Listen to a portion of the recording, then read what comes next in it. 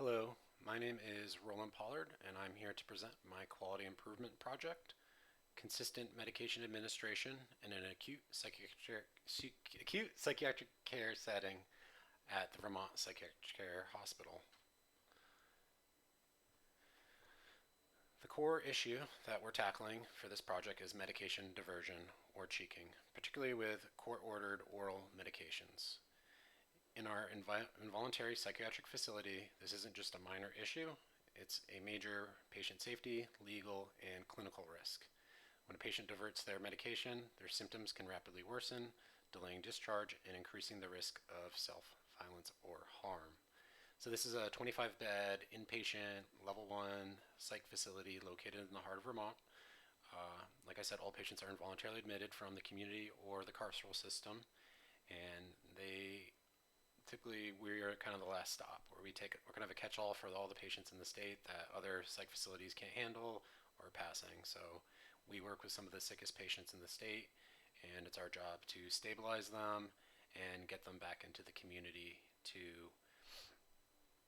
get back to their lives. So looking at this issue, I did a failure mode effect analysis looking at breaking down points of this problem. The FEMEA assigned a high risk priority of 560 to patient diversion. So we were looking at the process, areas of failure, their causes, the effects, and the severity. So yeah, we scored a 570 to patient diversion. This was primarily due to the high severity of the consequences, not getting meds, the likelihood of patient non-adherence, and poor detection by staff, which is the focus or the thrust of this project.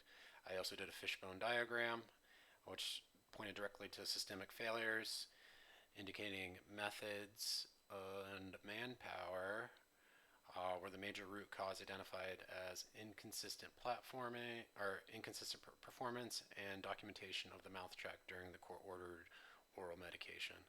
So I created an aim statement that by January 31st, 2026, 90% of all oral medication administration at VPCH would include a documented two-person verified mouth check to reduce medication diversion among patients on court-ordered medication.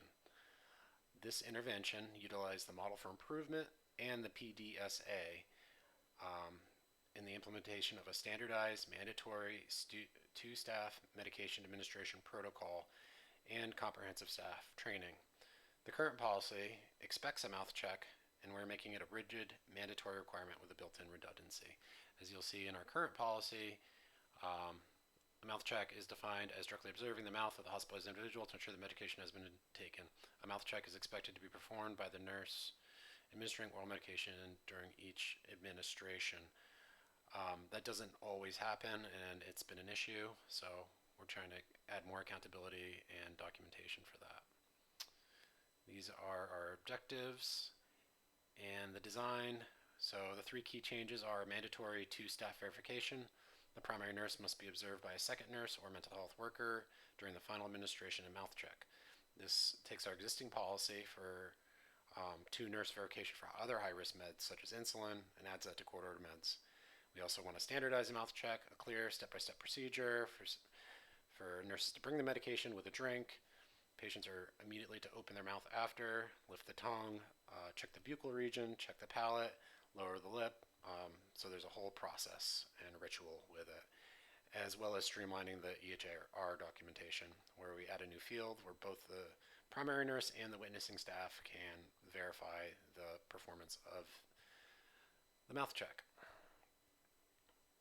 So using the PDSA cycle model, we initiated a rapid cycle of Plan, Do, Study, Act, PDSA, to test the feasibility of this two-staff protocol with two RNs on day shift over 1 week, and our hypothesis was that compliance would reach 75% for the tested medication administrations. So during the do phase, we implemented this protocol. We did implement, then moving on to the study phase, we analyzed a temporary paper checklist that we had created of the process and looked at nurse feedback, analyzed those results, and saw if the interventions were working. An example that I just kind of came up with is that there was a workflow barrier The staff were having a hard time finding a second staff member to do the witness, and the two-person verification was too cumbersome. So it was delaying care and interrupting the workflow. So as we adjusted, as we kind of went into the ACT phase, we asked the EHR, our informatics team, to create a single click mouth check verification button for staff, and also added training that staff should have a second person available. And so after our PDSA cycle and our implementation, we'll continue to monitor the effectiveness of this new policy. Two tools that we like to use are the run chart to track our process measure, the percentage of two-person verified administrations. Our goal is 90%, and then we also track out the outcome measure, the number of documented medication diversion incidents, which we are hoping and expecting to decrease. We're also tracking balancing measures. So what we learned from the PDSA cycle, that the risk of increased nurse workload and potential workarounds is a possibility. We'll monitor the patient's agitation to ensure this new policy isn't creating more behavioral issues. So we don't want to trade one issue for more issues. So we kind of have to, that's what the balancing measures are. In conclusion, I feel like this project successfully utilized the MFI and PDSI cycle to convert a vague expectation into a clear mandatory requirement. By focusing on the process change, we were able to streamline the EHR documentation, and I feel like this is sustainable as it is easy to track and adjust and makes the staff accountable, and it's also a clear blueprint for other facilities that have the same issue to copy. Thank you, and these are my references. That's my conclusion. References. Thank you.